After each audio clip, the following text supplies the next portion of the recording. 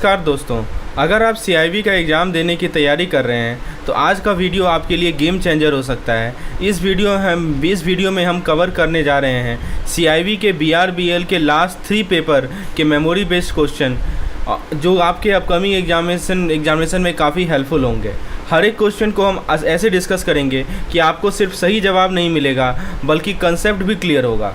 तो वीडियो को एंड तक ज़रूर देखिए क्योंकि यह लास्ट मिनट रिवीजन आपको एग्ज़ाम के दिन कॉन्फिडेंस देगा। चलिए शुरू करते हैं। कि आपसे पूछा जा रहा है कि स्टेट कमीशन के जुरिस्डिक्शन का क्या स्कोप है regarding the value of goods या service paid as consideration under section 47 of the act. यानी स्टेट कमीशन के जुरिडिक्शन का क्या स्कोप है। What is the jurisdiction of the state commission under section 47 of the act regarding the value of goods and service paid as per consideration. तो सबसे पहला option कर रहा है अप टू रुपीज़ 1 करोड़। तो ये ऑप्शन गलत है क्योंकि अप टू 1 करोड़ तक का जुरिडिक्शन स्टेट कमीशन का नहीं होता है। इस रेंज में आने वाले केसेस डिस्ट्रिक्ट कमीशन के होते हैं, राइट, जुरिडिक्शन में आते हैं। फिर कह रहा है बिटवीन ₹1 करोड़ एंड 10 करोड़। ये ऑप्शन बिल्कुल सही है। आपका जो मैं बता दूं सेक्शन 47 सब सेक्शन 1 के अकॉर्डिंग, सब सेक्शन 1A के अकॉर्डिंग स्टेट कमीशन का जुरिडिक्शन 1 करोड़ से लेकर 10 करोड़ तक के केसेस में होता है। अगर किसी व्यक्ति ने किसी गुड्स या सर्विस के लिए 1 करोड़ से ज़्यादा और 10 करोड़ से कम पे किया है तो वो स्टेट कमीशन में अपनी कंप्लेंट फाइल कर सकता है। ऑप्शन सी कर रहा है 10 करोड़ के ऊपर, तो ये ऑप्शन भी गलत है। अगर वैल्यू 10 करोड़ से ज़्यादा है तो स्टेट कमीशन का जुरिडिक्शन में नहीं आता बल्कि नेशनल कमीशन के जुरिडिक्शन में आता है, राइट। और फिर कर रहा है अप टू 10 करोड़। ये ऑप्शन भी थोड़ा कन्फ्यूजिंग है पर गलत है क्योंकि अप टू 10 करोड़ का मतलब ये होता है कि 10 करोड़ तक का अमाउंट, लेकिन यहाँ बात हो रही है 1 करोड़ से 10 करोड़ के बीच में, जिसमें 1 करोड़ का कम अमाउंट इंक्लूड नहीं होता है। तो सही जवाब क्या है? Option number B. चलिए एक एग्जांपल से समझते हैं इस चीज़ को। मान लीजिए कि मिस्टर शर्मा है।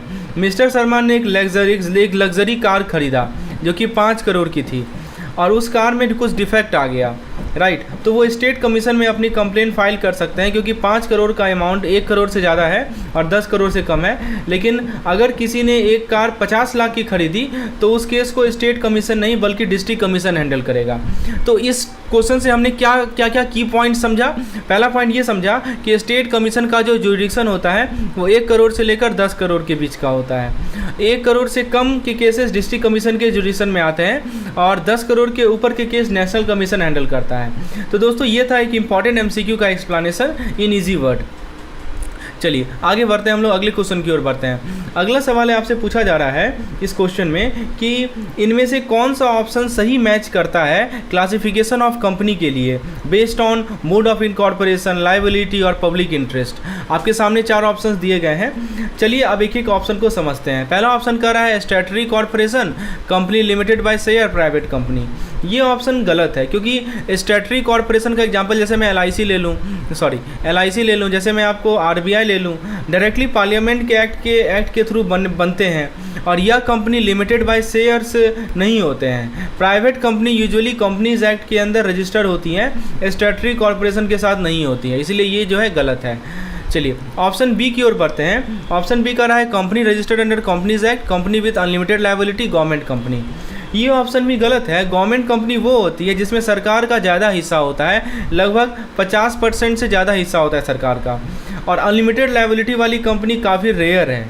जनरली गवर्नमेंट कंपनी को लिमिटेड लायबिलिटी का प्रोटेक्शन होता है। तो ये जो कह रहा है ना company with unlimited liability government company, ये गलत है। चलिए ऑप्शन सी की ओर बढ़ते हैं। Statutory corporation, company limited by guarantee, 1% company. ये ऑप्शन भी सही नहीं है।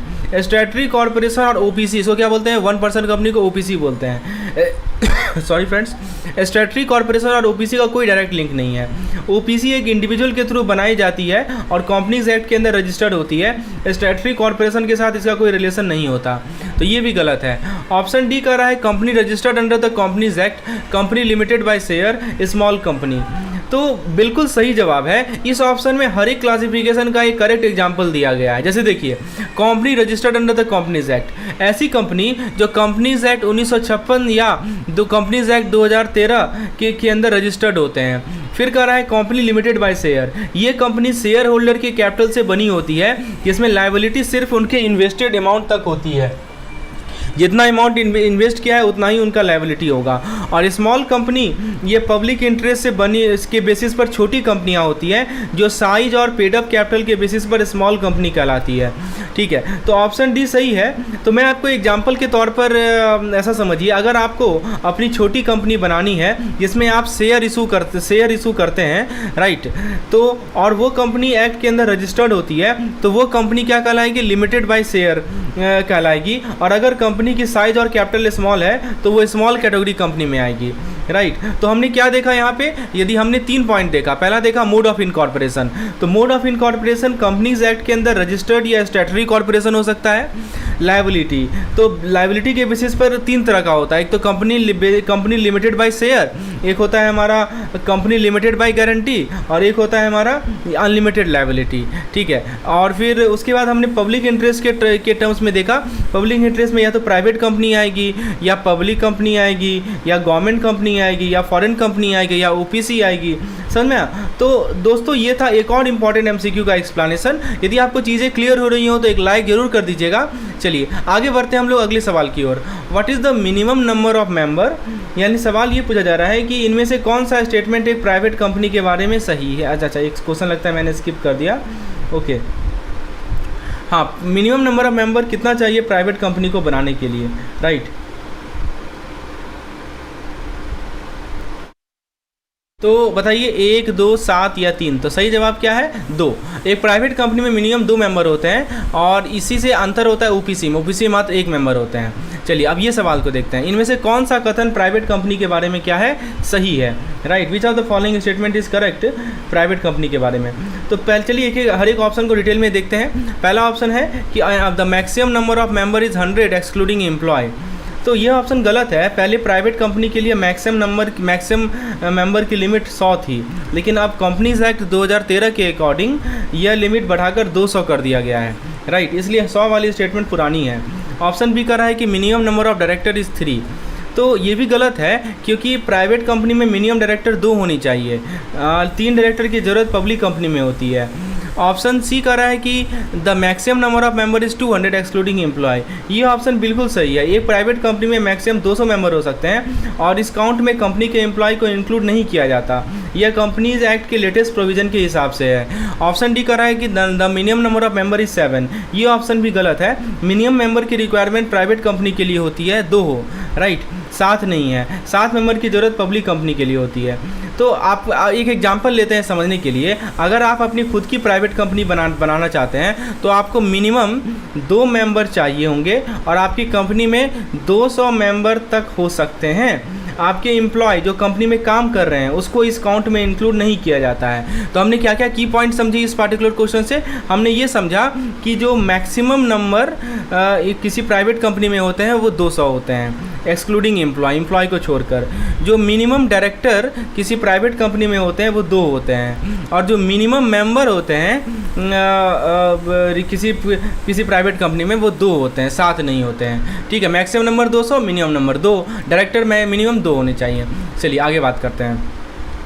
तो दोस्तों आज हमने एक बहुत इंपॉर्टेंट एमसीक्यू का ब्रेकडाउन किया। एक सवाल है कि आपसे पूछा जा रहा है कि एक पब्लिक कंपनी के लिए मिनिमम कितने डायरेक्टर रिक्वायर्ड होते हैं।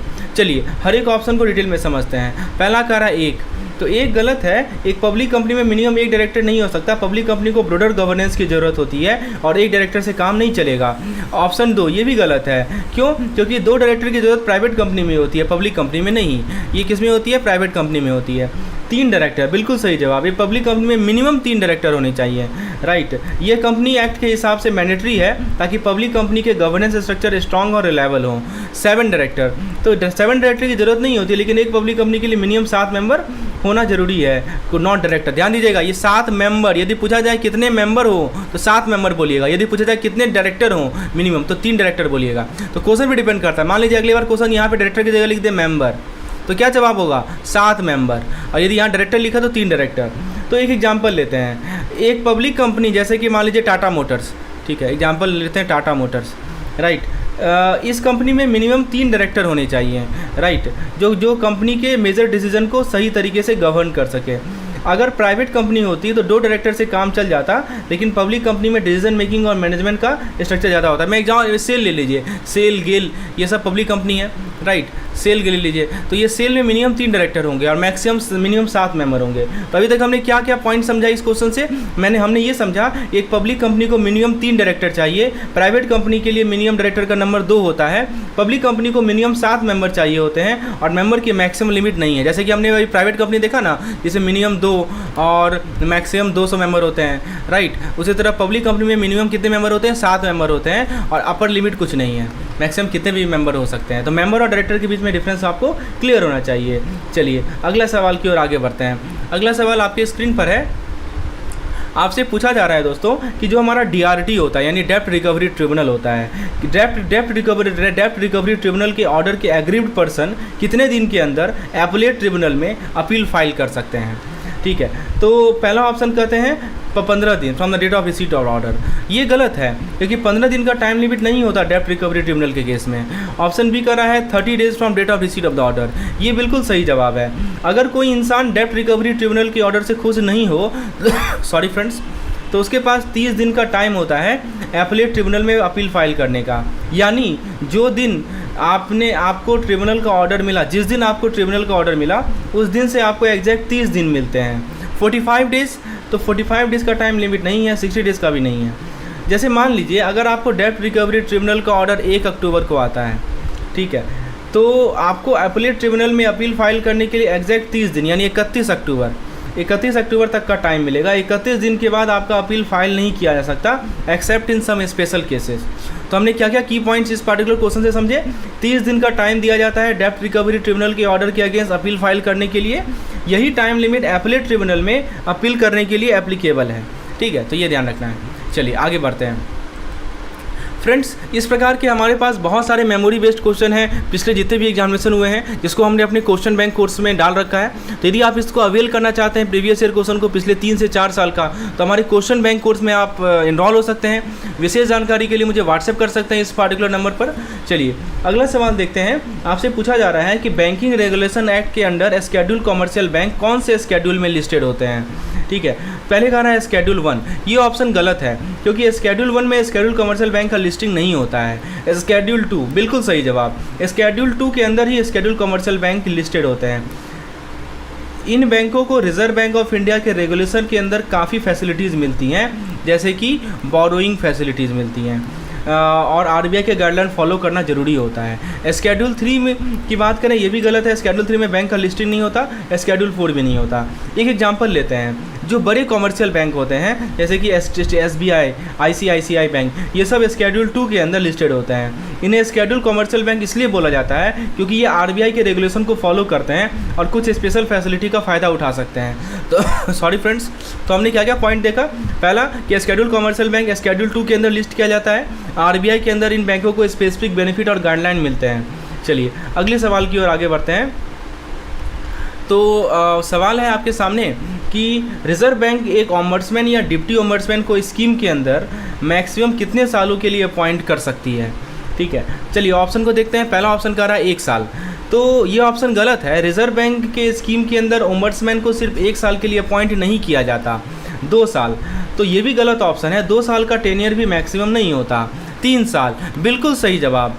रिजर्व बैंक एक ओम्बड्समैन या डिप्टी ओम्बड्समैन को मैक्सिमम 3 इयर्स के लिए अपॉइंट कर सकता है। और ये जो रूल है ना, वो कहाँ लिखा गया है? क्लाउज नंबर 4 में लिखा गया है, जिसमें कहा गया है कि अपॉइंटमेंट का टेनर 3 साल से ज़्यादा नहीं हो सकता।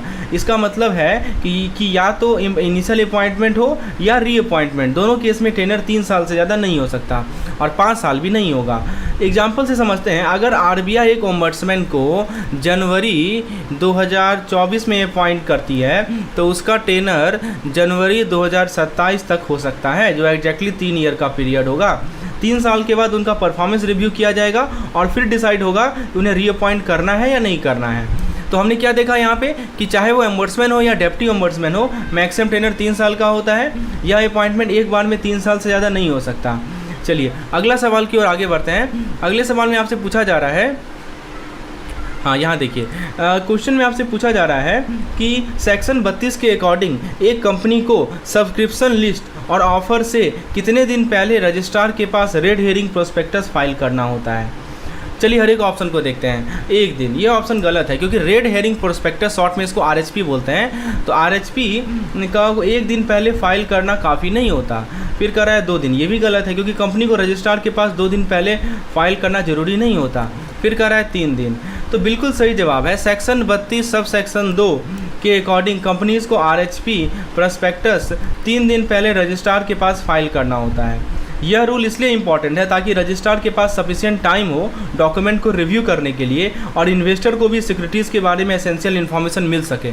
7 डेज, तो ये भी गलत है, 7 डेज नहीं होता। एग्जाम्पल से समझते हैं। अगर मान लीजिए कि एक कंपनी 10 अक्टूबर को अपनी सब्सक्रिप्शन लिस्ट ओपन करती है, तो 10 अक्टूबर को इसने क्या किया, सब्सक्रिप्शन लिस्ट ओपन किया, तो उसके पास अपनी RHP यानी रेड हेरिंग प्रोस्पेक्टस 7 अक्टूबर तक रजिस्ट्रार के पास फाइल करना होगा, जो कि एग्जैक्टली 3 दिन का एडवांस पीरियड होता है।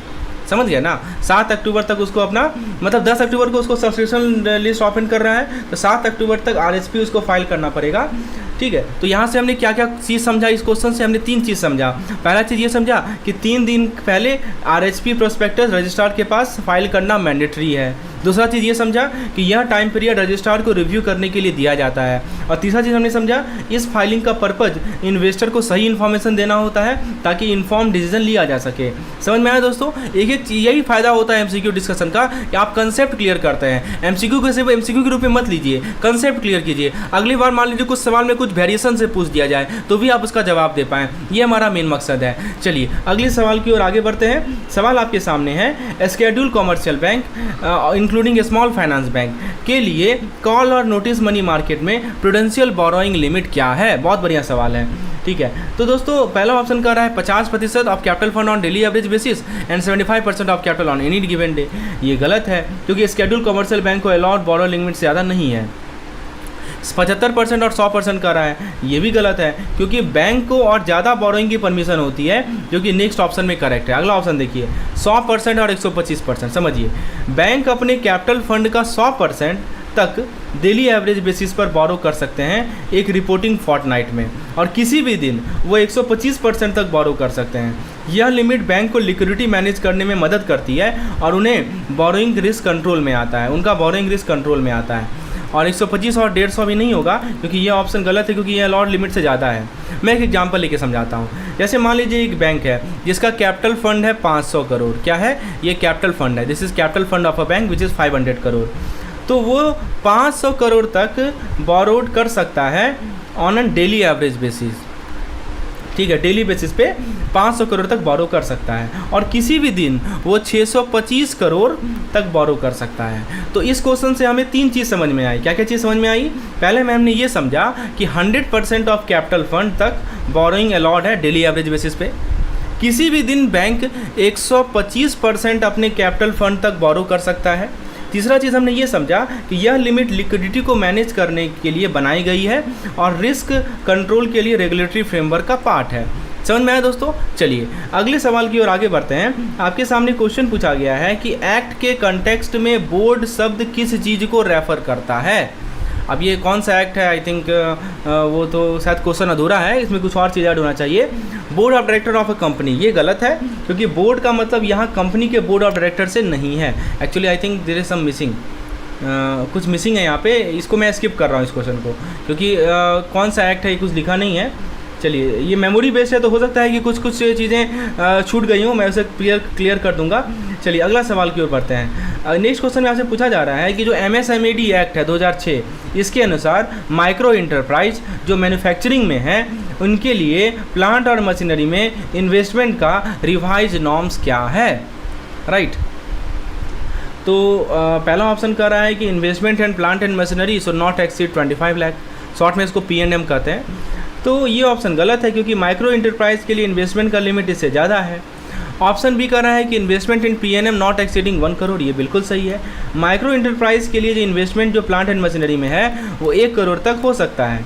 यह लिमिट MSMED एक्ट 2006 के रिवाइज नॉर्म के अनुसार है। इसका मतलब है कि अगर आपका इन्वेस्टमेंट इस लिमिट के अंदर है तो आप माइक्रो इंटरप्राइज के कैटेगरी में आते हैं। ऑप्शन सी कर रहा है 2 करोड़, ये भी गलत है क्योंकि माइक्रो एंटरप्राइज के लिए यह लिमिट एप्लीकेबल नहीं है।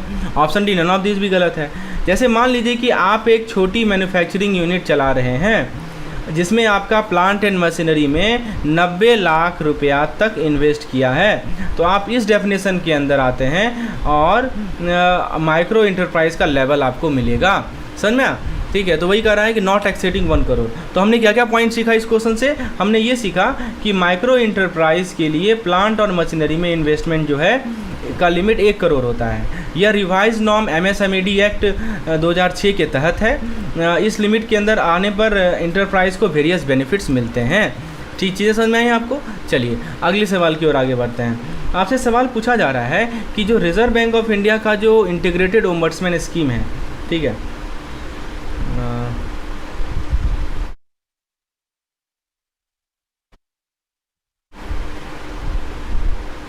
चलिए इस क्वेश्चन को हम अभी स्किप करते हैं, चेप्सी का सही आंसर है। हाँ, ये सवाल देखते हैं कि इस सवाल में आपसे क्या पूछा जा रहा है कि हु इज़ द चेयरमैन, यानी कि हमारे जो एडवाइजरी कमेटी होते हैं MSME के, इसके चेयरमैन कौन होते हैं?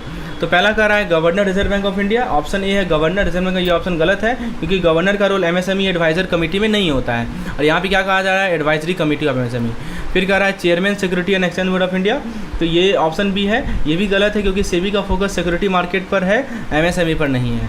ठीक है, फिर कह रहा है secretary and ministry of MSME। ये ऑप्शन सही है और यही है सही जवाब। सेक्रेटरी जो होते हैं MSME मिनिस्ट्री ऑफ MSME के, वो कमेटी को चेयर करते हैं। इनका रोल बहुत इंपॉर्टेंट है क्योंकि ये MSME सेक्टर के लिए पॉलिसी बनाते हैं और उन्हें इम्प्लीमेंट करते हैं। ऑप्शन डी का रहा है चेयरमैन सिडबी। तो ये भी ऑप्शन भी गलत है क्योंकि सिडबी का रोल अलग है और वो डायरेक्टली एडवाइजरी कमेटी के चेयरमैन नहीं होते। तो याद रखिएगा कि जो हमारे सेक्रेटरी होते हैं मिनिस्ट्री ऑफ MSME के पास, इस कमेटी का चेयरमैन होने का रिस्पॉन्सिबिलिटी है। इनका काम है पॉलिसी बनाना और उन्हें इम्प्लीमेंट करने में मदद करना, जिससे MSME को ग्रोथ और डेवलपमेंट मिल सके। ठीक है, तो ये आपको ध्यान रखना है। चलिए आगे बढ़ते हैं अगले सवाल की ओर। अगले सवाल में आपसे पूछा जा रहा है कि under section 138 of the, I think ये क्वेश्चन हमने मिस किया है। चलिए कोई बात नहीं।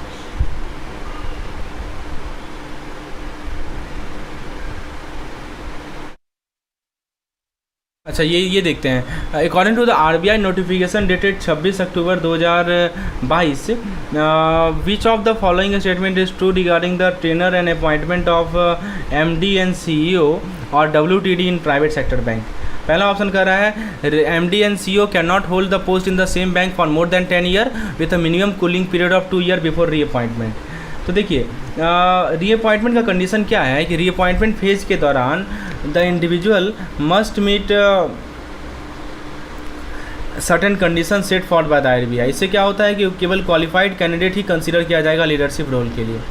कूलिंग पीरियड क्या होता है? 3 साल का कूलिंग पीरियड का रिक्वायरमेंट है। इसका एम है कि हम फ्रेश पर्सपेक्टिव ला सकें प्राइवेट सेक्टर बैंक के मैनेजमेंट में, और कोई एज लिमिट का रिस्ट्रिक्शन नहीं है। RBI गाइडलाइन कोई एज लिमिट का रिस्ट्रिक्शन नहीं डालता tenure of MD and CEO और WTD, लेकिन इम्फेसाइज करता है कि कॉम्पिटेंसी होना चाहिए, कैपेबिलिटी होना चाहिए लीडरशिप पोजीशन के लिए, मतलब आप लीडर बनने के लिए कैपेबल हों, राइट। चलिए, तो करेक्ट स्टेटमेंट जो है मैक्सिमम टेनर को रिफ्लेक्ट कर रहा है, रिलेटेड था 1881 से। इनमें से कौन सा कथन नेगोशिएबल इंस्ट्रूमेंट एक्ट के रिगार्डिंग गलत है? चलिए तो पहले हम लोग ऑप्शन ए को देखते हैं। पहला कह रहा है कि negotiable instrument act 1881 provide a definition for negotiable instrument.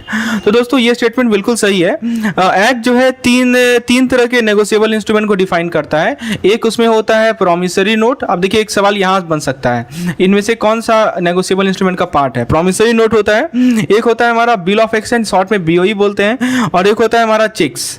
ठीक है, तो ये 3 तरह के नेगोशिएबल इंस्ट्रूमेंट है जिसको ये एक्ट डिफाइन करता है। तो पहला ऑप्शन तो बिल्कुल सही है। दूसरा ऑप्शन कर रहा है the duty of a bank to pay a customer cheque is subject to compliance with certain rules and regulation outline in the negotiable instrument act.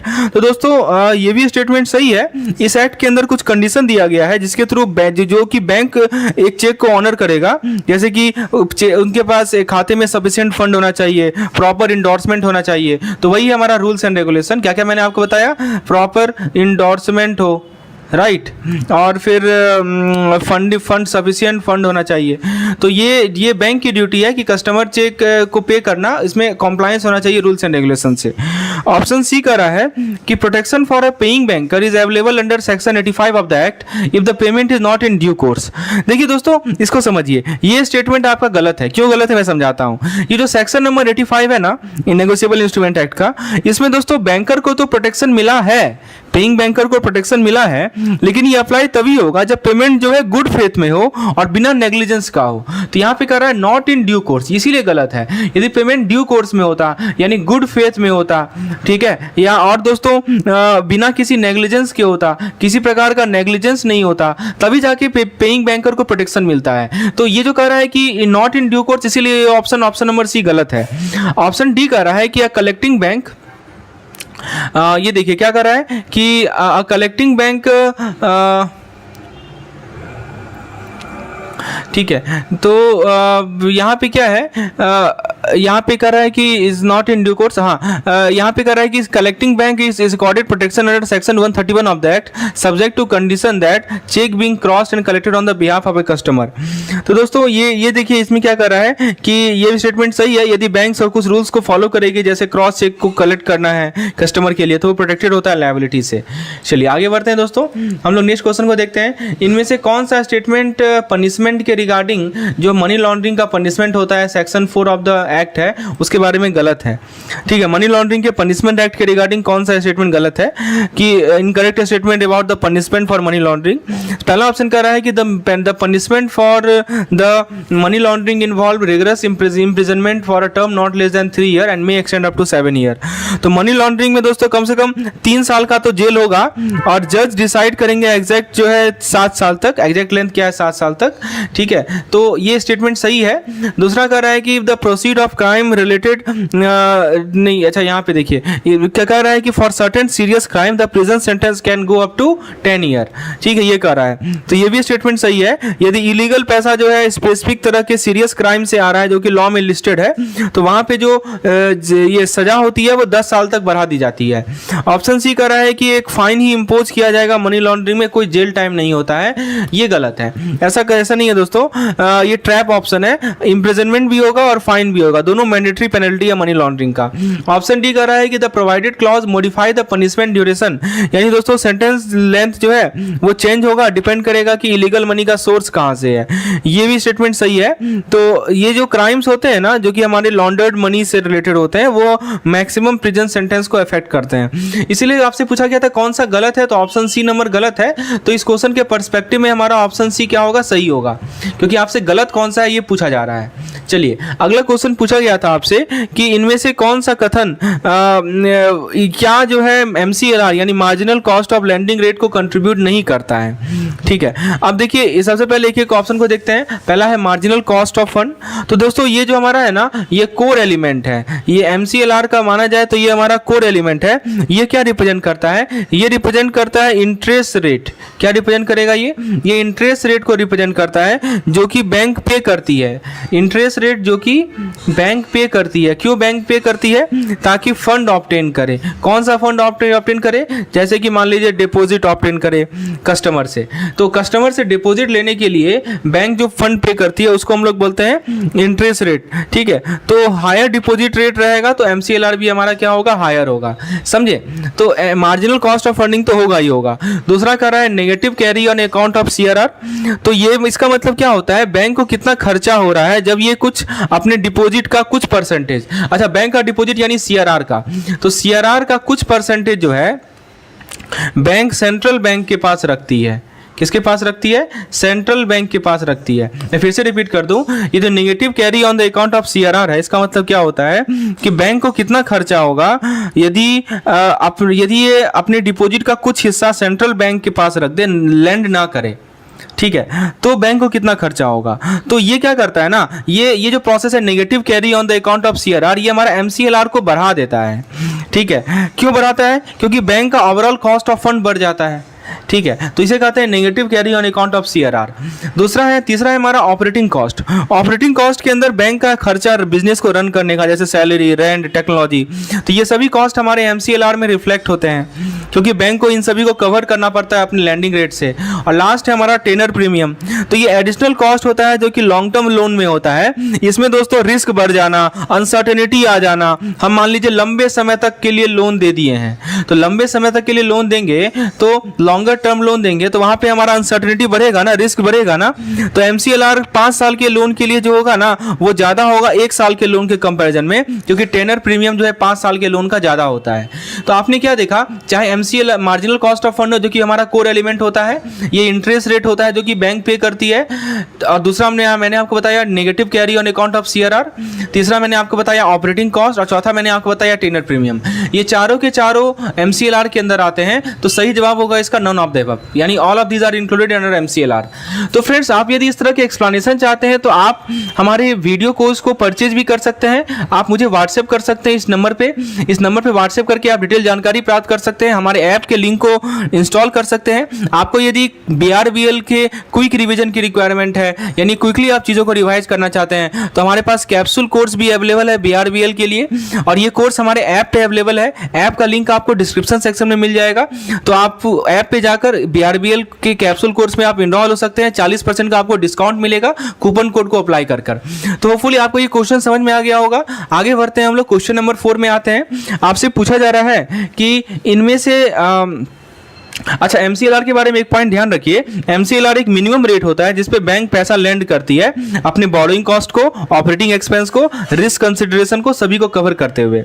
सवाल ये पूछा गया था कि लोकल एरिया बैंक के लिए मिनिमम सेटअप कैपिटल की requirement कितनी होती है, ठीक है, यानी मिनिमम अमाउंट ऑफ मनी ताकि आप एक लोकल एरिया बैंक को स्टार्ट कर सके भारत में, वो कितना है। पहला ऑप्शन कर रहा है 2 करोड़, गलत है, ठीक है। मिनिमम सेटअप रिक्वायरमेंट है 5 करोड़, ठीक है, 5 करोड़ करेक्ट आंसर है। 5 करोड़ मिनिमम कैपिटल रिक्वायरमेंट है जिसके थ्रू आप एक लोकल एरिया बैंक को एस्टेब्लिश कर सकते हैं। 10 करोड़ भी गलत है। अब जैसे कुछ तरह के बैंक होते हैं ना हमारे, जैसे कि आपको मैं एसएफबी की बता दूं। एसएफबी क्या होता है, स्मॉल फाइनेंशियल बैंक होता है। यहाँ पे दोस्तों इसमें क्या होता है, इसमें ज्यादा कैपिटल रिक्वायरमेंट होती है, और यहाँ ऑप्शन कर रहा है 15 करोड़, तो 15 करोड़ भी गलत है, कोई हायर कैपिटल रिक्वायरमेंट नहीं है। तो एक लोकल एरिया बैंक को मिनिमम कैपिटल रिक्वायरमेंट का मतलब क्या होता है, कितना पैसा बैंक के प्रोमोटर शुरू में डालें ताकि इंश्योर करें कि उनके पास सफिशिएंट फाइनेंशियल बैकिंग हो और बैंकिंग ऑपरेशन में स्टेबिलिटी हो। तो एक लोकल एरिया बैंक के लिए आपके पास कम से कम 5 करोड़ होना चाहिए इनिशियल कैपिटल के रूप में, और इसके थ्रू इनका एक स्ट्रॉन्ग फाइनेंशियल फाउंडेशन होगा। चलिए आगे बढ़ते हैं हम लोग। नेक्स्ट क्वेश्चन पूछा गया था कि मिनिमम इनिशियल कंट्रीब्यूशन, यानी दोस्तों मान लीजिए कि मिनिमम इन्वेस्टमेंट, कोई मान लीजिए पेमेंट बैंक स्टार्ट करना चाह रहा है भारत में, तो उसको कितना मिनिमम इन्वेस्टमेंट करना पड़ेगा अपने पॉकेट से, ये पूछा जा रहा है, ठीक है। प्रमोटर से करना, वही है, अपने पॉकेट से कितना मिनिमम इन्वेस्टमेंट करना पड़ेगा। तो पहला ऑप्शन कर रहा है 20%, गलत है। देखिए मिनिमम इनिशियल कंट्रीब्यूशन जो प्रमोटर से होता है वो 20% से ज्यादा होता है। तीसरा कर रहा है कि 30%, ये भी गलत है। तो ऑप्शन ए से क्लोजर है, लेकिन एक्चुअल रिक्वायरमेंट उससे भी ज्यादा की है। 40% हमारा करेक्ट आंसर है। देखिए पहले 5 साल आपने पेमेंट बैंक को स्टार्ट किया, उसके पहले 5 साल तक प्रमोटर जो है कम से कम 40% होल्ड करेगा, किसका, बैंक के पेड अप कैपिटल का। देखिए हर एक बैंक का अपना पेड अप कैपिटल होता है, राइट। तो बैंक का जो पेड अप कैपिटल है ना, उसका कम से कम 40% प्रमोटर होल्ड करेगा। इसका मतलब प्रमोटर को 40% बैंक को स्टार्ट करने में जो इनिशियल फंड की रिक्वायरमेंट है उसका 40% प्रमोटर को देना, इन्वेस्ट करना होगा, समझे, ये पॉइंट बताया जा रहा है। और 50% गलत है, 40% मिनिमम है। अब देखिए एक टर्म आप समझेंगे कि पेड अप इक्विटी कैपिटल होता क्या है, मैं इसको भी थोड़ा समझा देता हूँ। What is this paid up equity capital. देखिए दोस्तों, पेड अप इक्विटी कैपिटल वो पैसा होता है जो कि बैंक को मिलता है अपने इन्वेस्टर से, और बैंक यूज करती है अपने बिजनेस को रन करने के लिए। तो यहाँ पे क्वेश्चन का फोकस है हमारे प्रमोटर्स पे, ठीक है। क्वेश्चन का फोकस किस चीज पे है दोस्तों, प्रमोटर्स पे। बार बार लिखा गया है प्रमोटर्स। तो प्रमोटर एक पर्सन होता है, एक एंटिटी होती है जो कि बैंक के एस्टेब्लिशमेंट को इनिशिएट करते हैं। और जहां तक बात है आरबीआई की, भारतीय की सेंट्रल बैंक है, इसमें हायर इनिशियल इन्वेस्टमेंट चाहिए प्रमोटर से ताकि इंश्योर कर सकें कि उनके पास सिग्निफिकेंट कमिटमेंट हो। तो याद रखिएगा, एक हायर इनिशियल कंट्रीब्यूशन चाहिए प्रमोटर से, क्या होता है कि बैंक को फाइनेंशियल स्ट्रेंथ को प्रोटेक्शन मिलती है। तो याद रखिएगा दोस्तों, पेमेंट बैंक के लिए 40% का रिक्वायरमेंट है पेड अप कैपिटल का फ्रॉम इनिशियल प्रमोटर। चलिए अगला सवाल है आपके आपके सामने आपसे पूछा जा रहा है कि कितने लंबे समय तक बैंक या फाइनेंशियल इंस्टीट्यूशन को रिकॉर्ड रखना पड़ता है अलग अलग तरह के ट्रांजैक्शन का, as per rule number 3 of the 2013 का जो रूल है उसके अनुसार, ये सवाल है। तो कितने लंबे समय तक रखना पड़ता है? तो ऑप्शंस को देखते हैं। All records including those of cash transaction including big cash one should be kept for at least 1 year, मतलब 10 लाख से ऊपर का रिकॉर्ड को हमको 1 साल तक कम से कम रखना है। बी कह रहा है कि जो छोटे छोटे कैश के ट्रांजैक्शन होते हैं उसका रिकॉर्ड 1 महीना तक, उसको कम से कम 6 महीना तक रखना है। तीसरा ऑप्शन कह रहा है कि जो नॉन प्रॉफिट ऑर्गेनाइजेशन है उनके जो लार्ज ट्रांजैक्शन है उसको 2 साल तक रिकॉर्ड रखना है। और चौथा कह रहा है कि जो हमारा सस्पिशियस ट्रांजैक्शन का रिकॉर्ड है, चाहे डिपॉजिट हो या क्रेडिट हो, उसको हमें कम से कम 3 साल तक रखना है। तो बताइए क्या सही जवाब है? दोस्तों सही जवाब है इसका ऑप्शन नंबर डी। देखिए जो हमारे सस्पिशियस ट्रांजैक्शन होते हैं ना उसके रिकॉर्ड को कम से कम 3 साल तो रखेंगे। तो देखिए कुछ रिकॉर्ड कीपिंग रूल्स होते हैं, ठीक है, आपको किसी ट्रांजैक्शन का रिकॉर्ड कितने समय तक रखना है इसके रिगार्डिंग नियम रूल है, ताकि मनी लॉन्ड्रिंग को हम रोक सकें। तो यार ये कहाँ लिखा हुआ है? रूल 3 में लिखा गया है। रूल 3 कहाँ का? हमारे रूल्स का, जो कि 2013 में अमेंडमेंट किया गया है। तो रूल 3 में लिखा गया है कि कितने लंबे समय तक उनको अलग अलग तरह के ट्रांजैक्शन रिकॉर्ड को रखना है। तो अब आप पूछेंगे कि ये सस्पिशियस ट्रांजैक्शन क्या होता है? तो कुछ ट्रांजैक्शन ऐसे होते हैं ना जहां पे इलीगल एक्टिविटीज होते हैं, तो कम से कम उसको 3 साल तक तो रखना ही रखना है, राइट। तो ये हमारा सही आंसर है, option number D is the correct answer.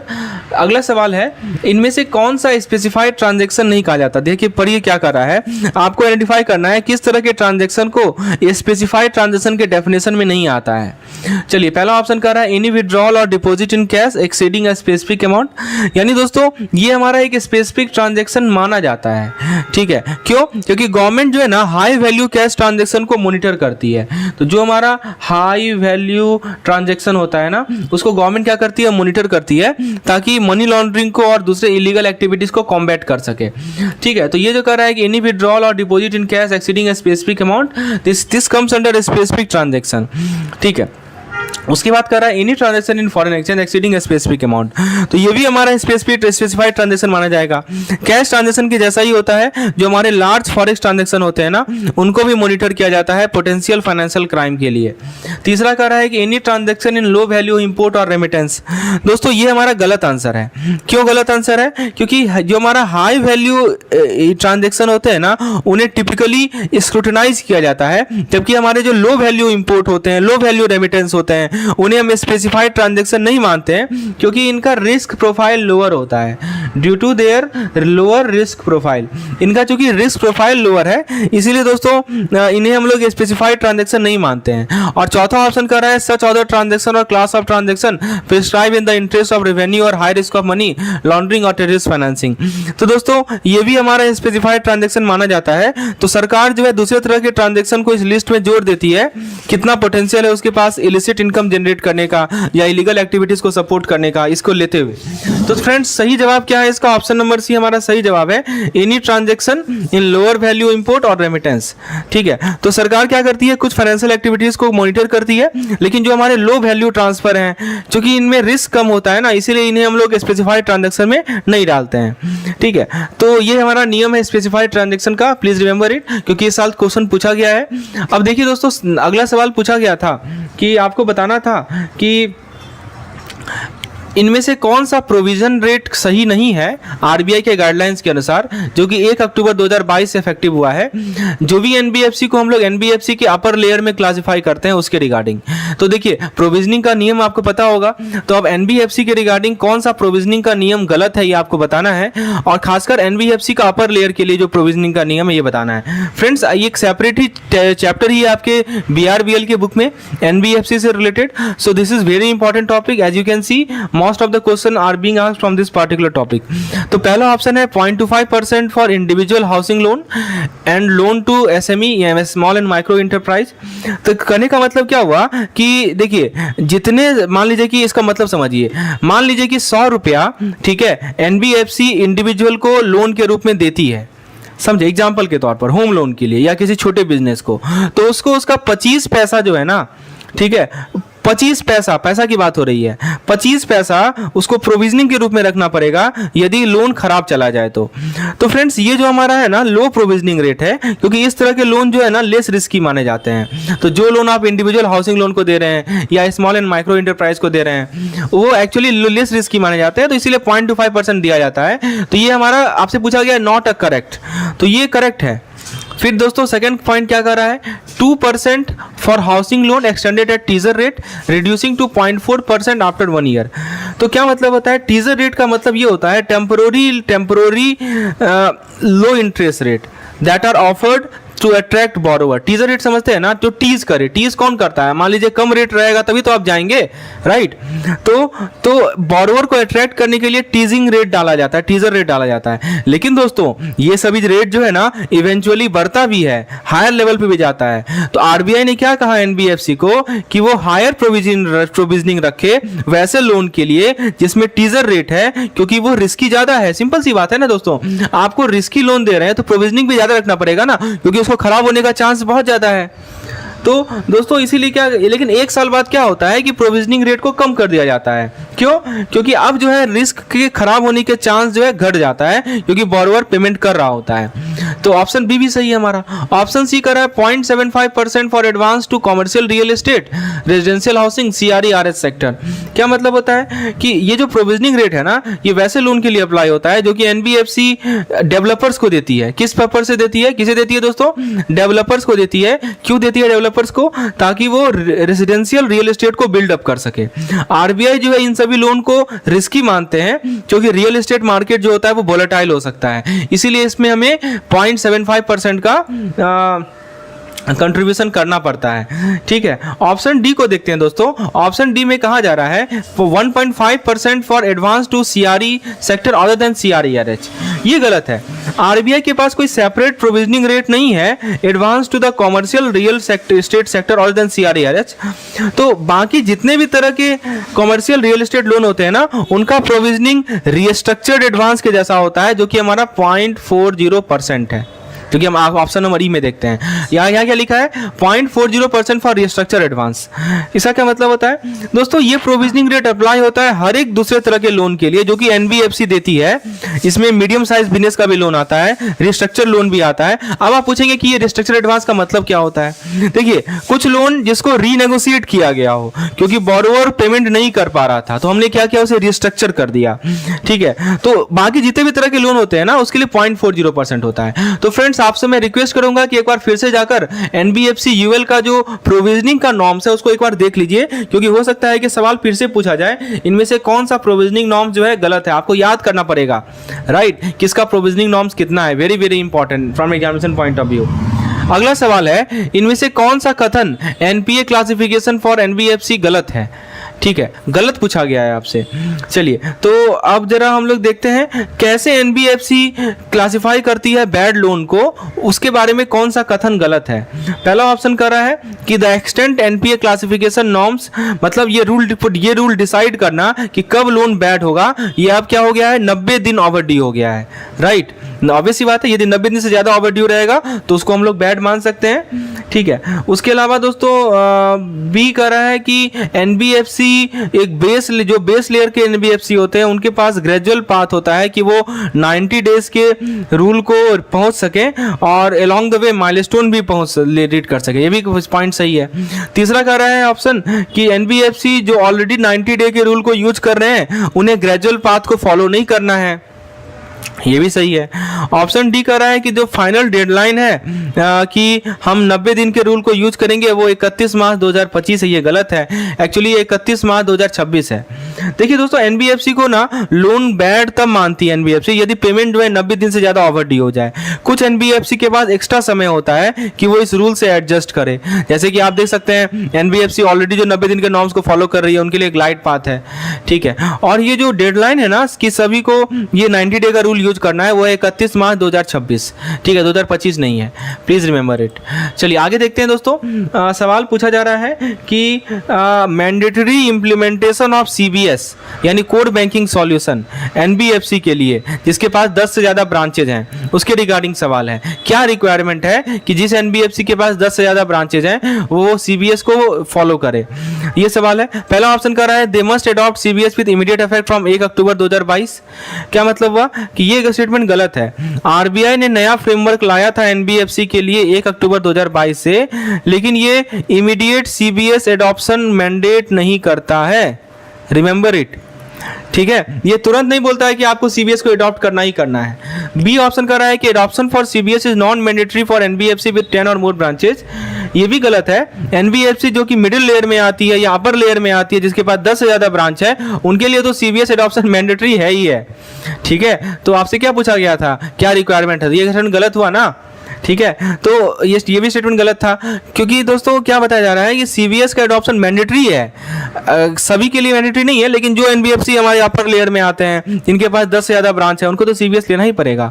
तीसरा ऑप्शन कह रहा है क्या glide path of 3 year is provided from October 1 2022 for NBFC with 10 और मोर ब्रांच टू इम्प्लीमेंट CBS। दोस्तों ये सही जवाब है कि RBI ने 3 साल का 3 साल का विंडो प्रोवाइड किया है वैसे NBFC के लिए CBS को अडॉप्ट करने के लिए, राइट। और CBS adoption is only recommended but not mandated for such NBFC। दोस्तों ये भी गलत है, पहले मैंने बताया कि CBS एडॉप्शन मैंडेटरी है कुछ स्पेसिफिक NBFC कैटेगरी के लिए। अब आप पूछेंगे CBS क्या होता है, तो CBS एक सेंट्रल IT प्लेटफॉर्म है जो कि बहुत सारे इंस्टीट्यूशन के, बहुत सारे बैंकों के फाइनेंशियल फंक्शन को इंटीग्रेट करती है। CBS के इंप्लीमेंट करने से होगा क्या, एफिशिएंसी बढ़ेगा, ट्रांसपेरेंसी बढ़ेगा, NBFC का रिस्क मैनेजमेंट अच्छे से हो पाएगा। और एक और पॉइंट है ग्लाइड पाथ, ये क्या होता है। देखिए दोस्तों मैं एक एक चीज समझा रहा हूं, आप CBS नहीं समझ रहे हैं, आप ये नहीं समझ रहे हैं कि ये इसका क्या पॉजिटिव इंपैक्ट है। ग्लाइड पाथ क्या होता है, तो ग्लाइड पाथ अलाउ करता है NBFC को कि वो अपने सिस्टम को एडजस्ट करे, अपने प्रोसेस को एडजस्ट करे कि वो नए रिक्वायरमेंट से कॉम्प्लाई कर पाए। तो होपफुली आपको क्लियरली एक्सप्लेन हो गया होगा कि CBS एडॉप्शन NBFC विद 10 और मोर ब्रांचेस करेक्ट आंसर क्या है। चलिए आगे अगला सवाल देखते हैं। NBFC से देखिए कितना सवाल है।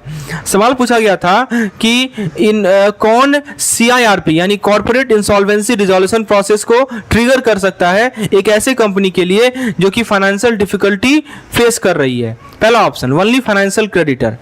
दोस्तों फाइनेंशियल क्रेडिटर कौन होते हैं, बैंक्स होते हैं ना, बैंक्स हो सकते हैं या लेंडर हो सकते हैं जिनको अभी तक पेमेंट नहीं मिला है, वो चाहे तो CIRP इनिशिएट कर सकते हैं, तो ये उनके पावर का हिस्सा है, ठीक है। It's not the part of their power, ये कह रहा है, ये नहीं कर सकते, राइट।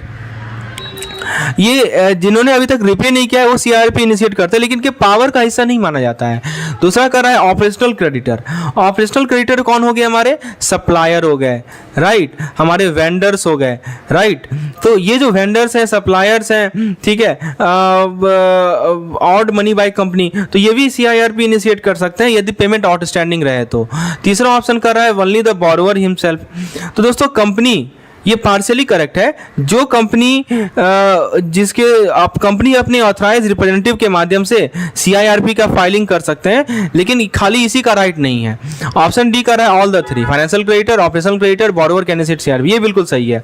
दोस्तों IBC यानी इंसॉल्वेंसी एंड बैंक्रप्सी कोड जो भारत में है, इसमें लिखा गया है कि तीनों के तीनों पार्टी, चाहे वो हमारे फाइनेंशियल क्रेडिटर हो, ऑपरेशनल क्रेडिटर या बोरोवर हो, ये इनके पास लीगल राइट है कि वो CIRP को शुरुआत कर सकते हैं यदि कुछ स्पेसिफिक क्राइटेरिया को मीट कर रहा हो, ठीक है, कि खासकर आउटस्टैंडिंग ड्यूज के रिगार्डिंग या कंपनी के फाइनेंशियल डिस्ट्रेस के रिगार्डिंग। दोस्तों अब आपके दिमाग में एक सवाल उठेगा कि ये CIRP होता क्या है। दोस्तों CIRP एक लीगल फ्रेमवर्क है। क्या है ये एक लीगल फ्रेमवर्क है। This is a legal framework ताकि हम किसी फाइनेंशियली ट्रबल कंपनी को रिवाइव कर सकें, रिस्ट्रक्चर कर सकें टाइम बाउंड प्रोसेस में। और तीनों में से तीनों पार्टी, चाहे फाइनेंशियल क्रेडिटर हो, ऑपरेशनल क्रेडिटर हो या कंपनी हो, CIRP ट्रिगर कर सकती है यदि वो उनके पास वैलिड ग्राउंड है तो। और ये जो मल्टी पार्टी इनिशिएशन ऑप्शन है ना, इससे बहुत तरह के कॉर्पोरेट इंसॉल्वेंसी को हम एड्रेस कर सकते हैं और टाइमली इंटरवेंशन कर सकते हैं फाइनेंशियल रिजोल्यूशन के लिए। तो याद रखिएगा, IBC कोड का बहुत इंपॉर्टेंट पार्ट है CIRP। अगला सवाल पूछा गया था आपसे कि जो हमारा डिस्ट्रिक्ट कमिश्नर होते हैं कंज्यूमर प्रोटेक्शन एक्ट के अंदर, उनका पावर क्या है कि वो कैसे कंज्यूमर कंप्लेंट को हैंडल करते हैं। वही कह रहा है कि what is the jurisdiction of the district commission in entertaining complaint under specific condition.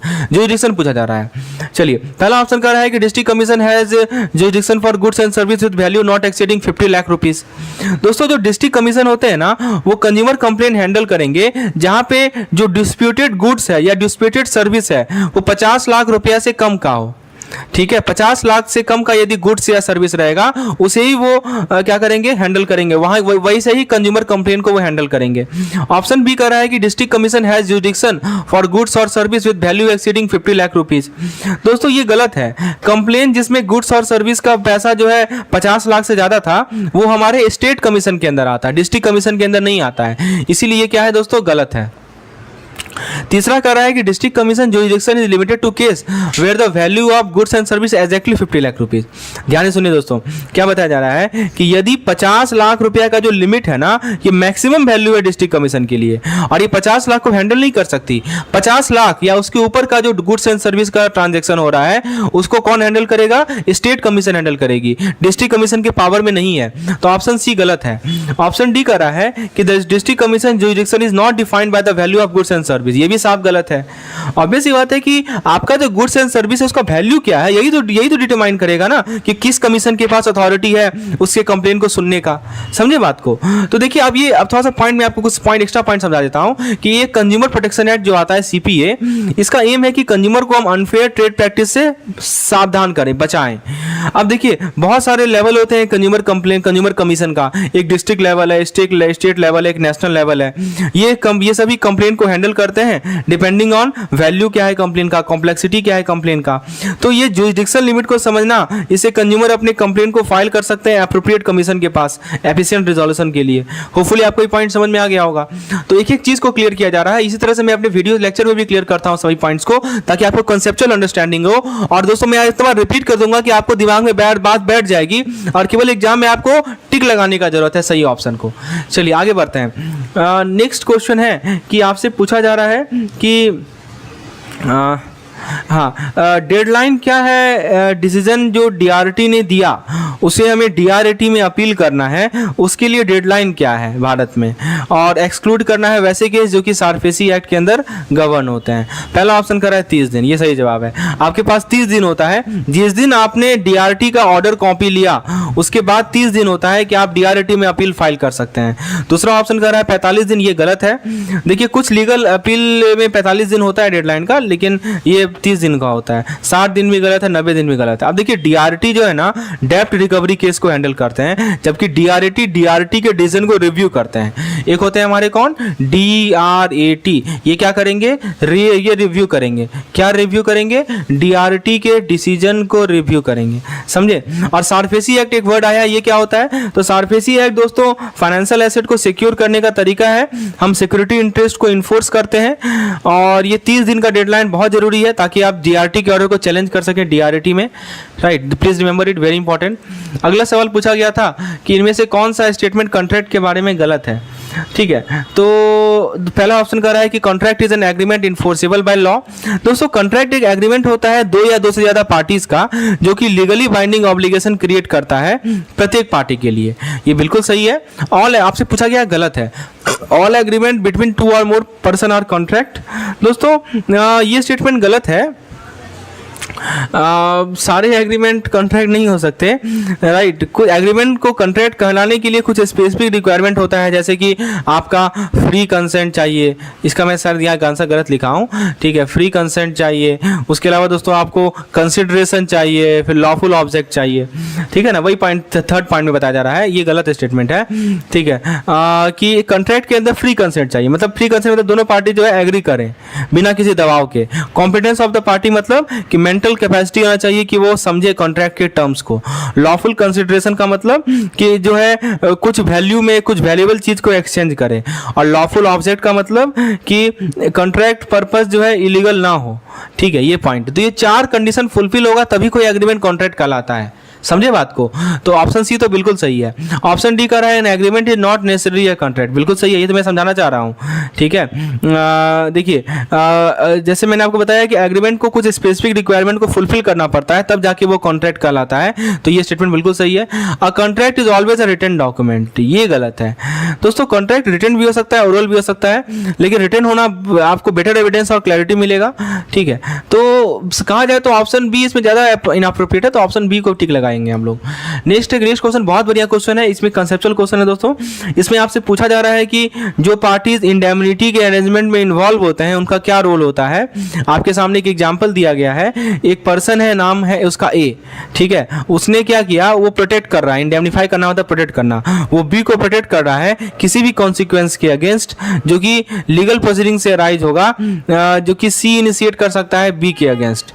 ठीक है, और ये जो केस है ना, यहाँ पे पैसा कितना है, 200 रुपया का अमाउंट है।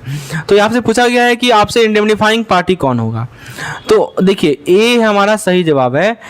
इस एग्रीमेंट में ए ने प्रॉमिस किया बी को कि हम तुम्हें इंडेमनीफाई करेंगे, मतलब वो सारा रिस्पॉन्सिबिलिटी लेगा बी को प्रोटेक्ट करने का किसी भी फाइनेंशियल या लीगल कॉन्सिक्वेंस से, यदि सी के लॉ सूट के केस में।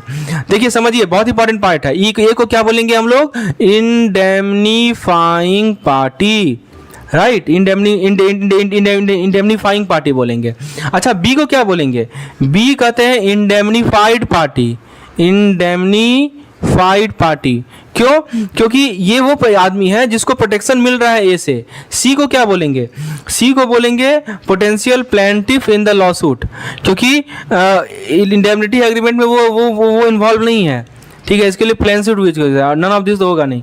तो देखिए, एक इंडेमनिटी एग्रीमेंट जो होता है ना, इसमें एक पार्टी की जिम्मेदारी होती है कि वो दूसरे को कॉम्पेंसेट करेगा किसी भी लॉसेस के लिए, किसी भी खर्चे के लिए जो कि एक सिचुएशन में आ रही हो।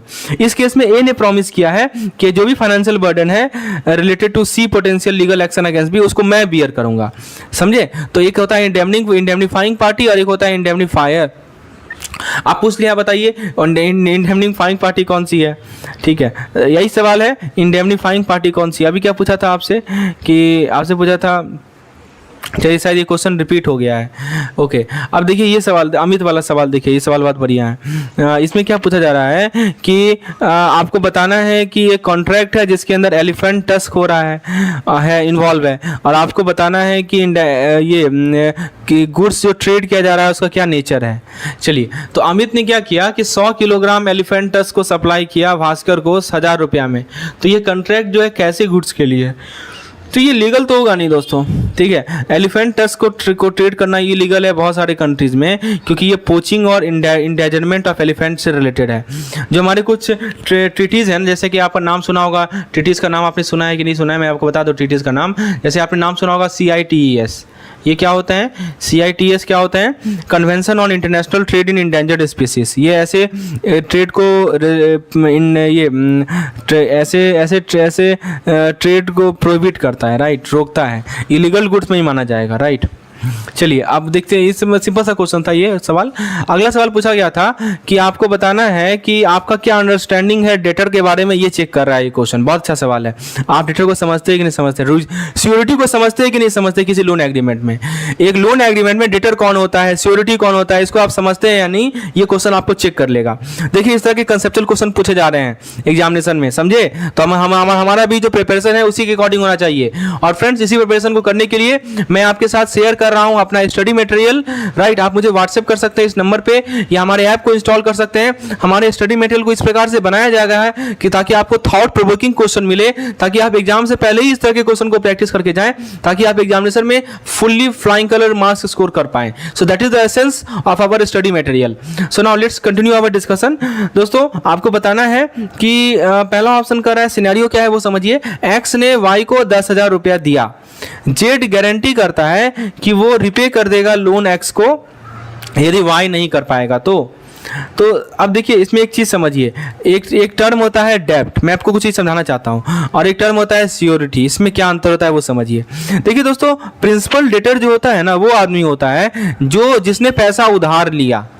इस केस में उधार कौन लिया है? वाई लिया है, वाई लिया है ना, एक्स से लिया, एक्स से लिया है, तो इसीलिए वाई जो होगा वो क्या कहलाएगा? प्रिंसिपल डेटर कहलाएगा। ये चीज़ को समझना बहुत जरूरी है।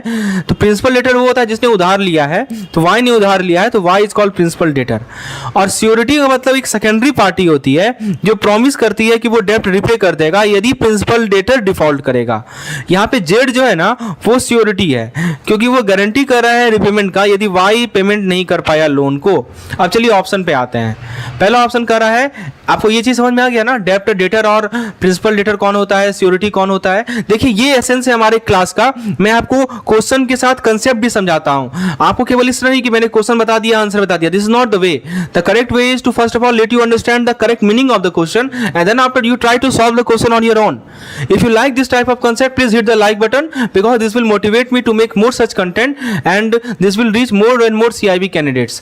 Okay, so पहला ऑप्शन कर रहा है X is the principal debtor। दोस्तों ये गलत स्टेटमेंट है। X यहाँ पे लैंडर है, राइट, वो बॉरोवर नहीं है। बी कर रहा है Y is the principal debtor. दोस्तों ये बिल्कुल सही है, मैंने आपको समझाया था कि वाई ने पैसा बोरो किया है और उसकी जिम्मेवारी है रिपेमेंट की। तीसरा ऑप्शन कर रहा है जेड इज प्रिंसिपल डेटर, बिल्कुल गलत। जेड क्या है? जेड है सियोरिटी। जेड कौन है? जेड सियोरिटी है, वो लायबल तभी होगा जब वाई डिफॉल्ट करेगा। और डी कर रहा है एक्स इज सियोरिटी, ये भी गलत है। एक्स जो है लेंडर है, सियोरिटी नहीं है। याद रखिए प्रिंसिपल डेटर का प्राइमरी ऑब्लिगेशन होता है। आपसे यदि पूछा जाए कि लोन को रिपे करने का प्राइमरी ऑब्लिगेशन किसका है, तो आप बोलेंगे प्रिंसिपल डेटर का है, राइट। और सियोरिटी लायबल तभी होगा यदि प्रिंसिपल डेटर डिफॉल्ट करता है। तो इन सभी के रोल को समझना बहुत जरूरी है किसी लोन एग्रीमेंट में, ताकि आप इंश्योर करें कि सभी लोगों को अपनी जिम्मेवारी के बारे में जानकारी हो। ठीक है, उसके बाद दोस्तों अगले सवाल क्या पूछा जा रहा है? अगला सवाल आपसे पूछा जा रहा है कि आपको आइडेंटिफाई करना है वारंटीज के रिगार्डिंग कौन सा स्टेटमेंट गलत है। ठीक है, एक ऐसे कॉन्ट्रैक्ट में जो कि आपको बताया जा रहा है। तो वारंटी के रिगार्डिंग देखिए कौन सा स्टेटमेंट गलत है, आपको पता लगाना है। पहला ऑप्शन कह रहा है कि warranty is a stipulation collateral to the main purpose of contract. दोस्तों ये स्टेटमेंट बिल्कुल सही है। वारंटी दोस्तों क्या होता है? एक एक्सेसरी होता है जो कि प्रॉमिस किया जाता है कॉन्ट्रैक्ट के अंदर, जो कि डायरेक्टली कोर ऑब्जेक्टिव एग्रीमेंट के कोर ऑब्जेक्टिव को अफेक्ट नहीं करता। ये एक एश्योरेंस होता है। ये क्या होता है? वारंटी क्या होता है दोस्तों? ये एक तरह का एश्योरेंस होता है कि regarding specific attribute of the goods और सर्विस प्रोवाइडेड। ठीक है, तो इसीलिए दोस्तों ये स्टेटमेंट सही है। Warranty is a necessary promise with in a contract that does not directly affect the core objective of the agreement. B कर रहा है कि the breach of warranty give rise to claim for damage only. ये statement सही है, क्योंकि damage जो है ना वारंटी ब्रीच के अंदर सॉर्ट आउट किया जाता है, लेकिन दूसरे रेमेडी जैसे कि रिपेयर या रिप्लेसमेंट ये भी पॉसिबल है। डिपेंड करता है स्पेसिफिक सर्कमस्टांस क्या है, लीगल प्रोविजन क्या है। ऑप्शन सी कर रहा है कि parties have the right to reject the goods and treat the contract as repudiated in case of breach of warranty। दोस्तों ये स्टेटमेंट गलत है। देखिए जब वारंटी ब्रीच जो है इंटाइटल करेगा इंज्योर्ड पर्सन को कि वो डैमेज क्लेम कर सकता है या रेमेडी सीक कर सकता है डिफेक्ट के लिए, लेकिन ये ऑटोमेटिकली उसे राइट नहीं देता कि वो कंप्लीटली रिजेक्ट कर ले गुड्स को और कॉन्ट्रैक्ट को टर्मिनेट कर दे। ये डिपेंड करता है कि ब्रीच का सीवियरिटी कितना है, कितना सीवियर है ब्रीच, और कॉन्ट्रैक्ट के नेचर पे डिपेंड करता है। ऑप्शन डी का रहा है कि warranties are not central to the main purpose of contract. दोस्तों ये भी सही है। मैंने आपको बताया था कि वारंटी जो होते हैं सेकेंडरी प्रॉमिस होते हैं जो मेन एग्रीमेंट को एक्कम्पनी कर रहे होते हैं, और वो डायरेक्टली कॉन्स्टिट्यूट नहीं करता हमारे कॉन्ट्रैक्ट के कोर ऑब्जेक्टिव को, राइट। वो जो कि मैंने आपको ऑप्शन में समझाया था कि वारंटी एक एक्सेसरी प्रॉमिस है, ठीक है, कॉन्ट्रैक्ट के अंदर, जो कि हमारी core objective of the agreement को अफेक्ट नहीं करता है।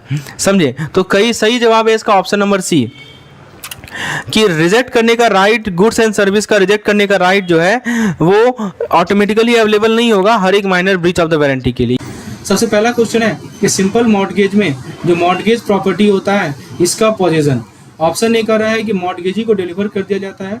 ऑप्शन बी कर रहा है कि मॉर्टगेजी को डिलीवर नहीं किया जाता है। ऑप्शन सी कर रहा है कि मॉर्टगेजर को डिलीवर किया जाता है। ऑप्शन डी कर रहा है कि कंडीशनल होता है मॉर्टगेजर पे, वो जब सारा पेमेंट कर देगा तभी डिलीवर होगा। ऑप्शन डी कर रहा है कि मॉर्टगेजर पे कंडीशनल होता है जो लोन पे डिफॉल्ट ना करे। चलिए दोस्तों पहले एक ऑप्शन से समझते हैं। पहला ऑप्शन कर रहा है कि सिंपल मॉर्टगेज में जो है इसको पहले सिंपल भाषा में समझिए। जैसे मान लीजिए कि आपके पास एक कार है, ठीक है, आपने क्या किया, मैं सिंपल भाषा में समझाता हूँ एग्जांपल के माध्यम से, कंसेप्ट क्लियर हो जाएगा आपका। तो आपके पास एक कार है, आपने एक कार को अपने दोस्त को दे दिया, ठीक है। तो वो उसको तब तक यूज कर सकता है जब तक वो उसे यूज कर रहा है जब तक वो आपको पैसा ना दे दे, ठीक है। यदि वो पेमेंट करना रोक देगा तो आप उसे वापस ले सकते हैं। तो यही होता है हमारा सिंपल मॉर्गेज। आप घर खरीदते हैं लेकिन बोरोवर तब तक रहता है, ठीक है, जब तक वो सारे एग्रीमेंट को ब्रेक ना करे। तो ये पॉइंट है। तो जैसे यहाँ पे ऑप्शन को देखते हैं कि possession of the mortgage property is delivered to the mortgagee. तो दोस्तों ये इनकरेक्ट है, क्योंकि सिंपल मॉर्गेज के लिए आपको केवल प्रॉपर्टी मिलता है यदि बॉरोवर डिफॉल्ट करेगा। देखिए सबसे पहले यहाँ पे मॉर्गेजर और मॉर्गेजी को समझिए। मॉर्गेजर वो होता है जो ये प्रोवाइड कर रहा है, ठीक है। और मतलब होता है जो प्रोवाइड करेगा, ये मतलब जो बेनिफिट ले रहा है। तो ये मॉर्गेजी को डिलीवर नहीं किया जाएगा, ठीक है। मॉर्गेजी को डिलीवर तभी किया जाएगा जब एग्रीमेंट ब्रेक होगा। ऑप्शन बी कर रहा है कि not deliver to the mortgagee.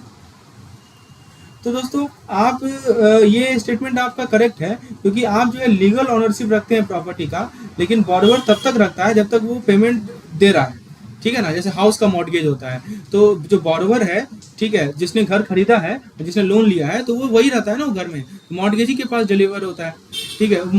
ये मॉर्गेजर के पास डिलीवर होता है, मॉर्गेजी को तो डिलीवर नहीं होता है, ठीक है। तो ऑप्शन ये गलत है, ऑप्शन बी सही है। ऑप्शन सी कर रहा है डिलीवर टू द मॉर्गेजर, ठीक है। तो यहाँ पे देखिए ये भी इनकरेक्ट है कि प्रॉपर्टी आपको तब तक नहीं मिलेगा जब तक बोरोवर डिफॉल्ट ना करे। जहाँ तक बात है कंडीशनल की बात है, conditional on mortgagor making the payment on the time. तो दोस्तों ये की पॉइंट है, यदि पेमेंट मिस करेगा तो आप पोजीशन ले सकते हैं। ये इनकरेक्ट है कि आप प्रॉपर्टी ऑन करेंगे एवन इफ दे पे ऑन द टाइम। चलिए, तो इसका सही जवाब है कि ये हमारा डिलीवर नहीं होता है मॉर्गेजी को। आइए नेक्स्ट क्वेश्चन पे आते हैं हम लोग। नेक्स्ट क्वेश्चन है कि किस तरह का मॉर्गेज जो है, मॉर्गेज जरूर बहुत इंपॉर्टेंट टॉपिक है, इसको आप देख के जाइए। तो सवाल है कि किस प्रकार का मॉर्गेज है जो कि मॉर्गेजी को राइट देता है कि वो प्रॉपर्टी को यूज करे, right. Which type of mortgage give mortgagee the right to use the property. Now let's see the option that we have. पहला ऑप्शन है सिंपल मॉर्गेज, दूसरा ऑप्शन है इंग्लिश मॉर्गेज, तीसरा ऑप्शन है usufructuary mortgage, and fourth option is mortgage by deposit of title deed and fifth option is mortgage by conditional sale। बताइए। तो दोस्तों simple mortgage में क्या होता है, मैं आपको समझा देता हूँ एक पॉइंट। सिंपल मॉर्गेज में क्या होता है कि आपका जो लेट मी एक्सप्लेन, जो बोरोवर होता है, जो बोरोवर है, बोरोवर को ही मॉर्गेजर बोलते हैं ना। तो जो बोरोवर है वो पोजीशन रखता है। पोजीशन किसके पास रहता है? बोरोवर के पास रहता है पोजीशन, ठीक है, प्रॉपर्टी का, और उसे यूज करता है एज यूजुअल। जो लैंडर है, जो मॉर्गेजी है, वो राइट, उसे केवल राइट है बेचने का यदि प्रॉपर्टी को, यदि बोरोवर डिफॉल्ट करता है तो। इंग्लिश मॉर्गेज में क्या होता है, ये सिमिलर होता है सिंपल मॉर्गेज से, लेकिन बोरोवर बेच नहीं सकता और लीज पे नहीं लगा सकता प्रॉपर्टी को बिना लैंडर के कंसेंट का, ठीक है। और अभी भी पोजीशन बोरोवर के पास ही होता है। नेक्स्ट है यूसुफैक्चरी मॉर्गेज में क्या होता है, यहाँ पे लैंडर एक्चुअली जो है प्रॉपर्टी को यूज करता है। बोरोवर क्या करता है कि पोजीशन हैंड ओवर कर देता है, और लैंडर चाहे तो उसे रेंट पे लगा सकता है या खुद एंजॉय कर सकता है, ठीक है, रेंट और इनकम के माध्यम से। Mortgage by deposit of title deed में क्या होता है कि समझिए कि एक सेल हो रहा है, इसमें एक ऑप्शन है कि आप रिपर्चेज कर सकते हैं। तो बोरोवर टेक्निकली क्या करता है, प्रॉपर्टी को बेच देता है लैंडर को, लेकिन वो वापस खरीद सकता है यदि वो लोन को पे ऑफ कर दे। तब तक वो चाहे तो उस टेनेंट के रूप में रह सकता है, लेकिन उसे फुल राइट नहीं है पूरा यूज करने का। तो जहां तक इस क्वेश्चन का सवाल है कि मॉर्गेजी को right to use the mortgage property, तो इसका सही जवाब है यूसुफैक्चरी मॉर्गेज। इसमें क्या होता है कि लैंडर को राइट मिलता है कि वो मॉर्गेज प्रॉपर्टी को यूज कर सकता है। बाकी इन दोनों में मॉर्गेजर के पास राइट है, इससे भी मॉर्गेजर के पास राइट है, ठीक है। तो सही जवाब है इसका ऑप्शन नंबर सी। ये जो हमारा यूसुफैक्चरी मॉर्गेज है ना, इसमें मॉर्गेजी को राइट मिलता है कि वो मॉर्गेज प्रॉपर्टी को यूज कर ले। दोस्तों मॉर्गेजिंग को जरूर देख के जाइए, बहुत इंपॉर्टेंट टॉपिक है एग्जामिनेशन पॉइंट ऑफ व्यू से। चलिए आगे बढ़ते हैं दोस्तों, नेक्स्ट क्वेश्चन पे आते हैं। इस पे बेसिकली केस स्टडी पूछा गया था पिछले बार। तो ये देखिए, ये सवाल आपके सामने है, जून 2023 का सवाल है। Let's see the question that we have. Friends question आपके स्क्रीन पर है। तो देखिए मैं आपको एक ऑप्शन को एक्सप्लेन करता चल रहा हूँ कि मान लीजिए अगली बार आपसे क्वेश्चन पूछ दे मॉर्गेज बाय कंडीशनल सेल पे या दूसरे मॉर्गेज टाइप पे, तो आप उसका जवाब दे पाएं। That is the main essence of this particular video lesson. Now, let's see the next question. A company is unable to pay its debt and its creditor have appointed an interim resolution professional. Which of the following is not a power of the interim resolution professional? Option A, to investigate the financial affair of the company. Option B, to manage the operation of the company. Option C to file an application for liquidation of the company, option D to approve a compromise और arrangement between the company and its creditor. दोस्तों ये जो हमारा IRP होता है जिसको हम लोग इंटरिम रेजोल्यूशन प्रोफेशनल बोलते हैं, इसको IRP कहा जाता है। तो IRP को अपॉइंट किया जाता है जब कोई कंपनी अपने डेब्ट को पे नहीं कर पाती है। जब भी कोई कंपनी अपने डेब्ट को पे नहीं कर पाती है तो IRP को अपॉइंट किया जाता है, ठीक है। तो इसका एम है कि रेस्क्यू देता है, लिक्विडेट नहीं करता है। चलिए ऑप्शन ए को देखते हैं। पहला ऑप्शन कर रहा है to investigate the financial affair of a company. दोस्तों देखिए ये क्रूशियल है IRP को कि समझना कि कंपनी का सिचुएशन क्या है। पूछ रहा है नॉट द पावर, ध्यान दीजिएगा नॉट है यहाँ पे, ठीक है ना, बहुत लोग इसको भूल जाते हैं। तो देखिए ये जरूरी है IRP को समझना कि कंपनी का सिचुएशन क्या है और फिर उसके बेसिस पे इन्फॉर्म डिसीजन लेना। तो ऑप्शन ए तो बिल्कुल सही है। ऑपरेशन ऑफ द कंपनी को मैनेज करना, तो IRP जो है कंट्रोल लेता है कंपनी का, जैसे कि CEO लेते हैं ताकि उसे रनिंग रख सके और पोटेंशियली इन्वेस्टर को भी अट्रैक्ट करता है। तो ये भी ऑप्शन करेक्ट है। To file an application for liquidation of the company, देखिए ये जो है ना फाइनल स्टेप होगा। यदि बाकी सब कुछ फेल कर गया तब जाके ये स्टेप होता है। इफ एवरीथिंग फेल्स, यदि सब कुछ फेल कर गया तब जाके हम लोग क्या करते हैं, एप्लीकेशन फाइल करते हैं कंपनी के लिक्विडेशन के लिए, ठीक है। ये फाइनल स्टेप होता है और ये एक्चुअली क्रेडिटर करता है। ये IRP का पावर बिल्कुल नहीं है। IRP ऐसा बिल्कुल नहीं कर सकता। ये कौन कर सकता है, ये क्रेडिटर कर सकता है दोस्तों। तो ये जो कर रहा है कि एप्लीकेशन फाइल करना कंपनी के लिक्विडेशन के लिए, दिस इज कम्प्लीटली रॉन्ग। समझ रहे बात को। चलिए और लास्ट है कि टू अप्रूव अ कॉम्प्रोमाइज और arrangement between the company and its creditor. देखिए IRP जो है नेगोशिएट कर सकता है क्रेडिटर के साथ ताकि डेब्ट को कम करवा दे या रिपेमेंट पे एग्री कर सकता है। तो ये भी सही है। तो आपसे पूछा गया कौन सा सही नहीं है, सही कौन सा नहीं है बताइए। तो सही जो यहाँ पे नहीं है वो है हमारा ऑप्शन नंबर सी, इसलिए करेक्ट आंसर है इसका ऑप्शन सी। देखिए इस तरह से आपको समझना पड़ेगा IRP क्या होता है, क्रेडिटर कौन होते हैं, कि ये जो इंटरिम IRP होता है, इंटरिम रिजोल्यूशन प्रोफेशनली होते कौन है दोस्तों। IBC टॉपिक में चले जाइए, ठीक है। ये आपका इंसॉल्वेंसी एंड बैंक्रप्सी कोड में, उसमें ये चीज़ डिटेल में लिखा हुआ है, ठीक है। उसको पढ़िए, बहुत बहुत इंपॉर्टेंट टॉपिक है IBC। तो अभी तक मैंने 2 टॉपिक बताया, एक मॉर्टगेज ही बताया, मॉर्टगेज वाला टॉपिक देखे जाइए और दूसरा IRP को देखे जाइए, बहुत इंपॉर्टेंट है।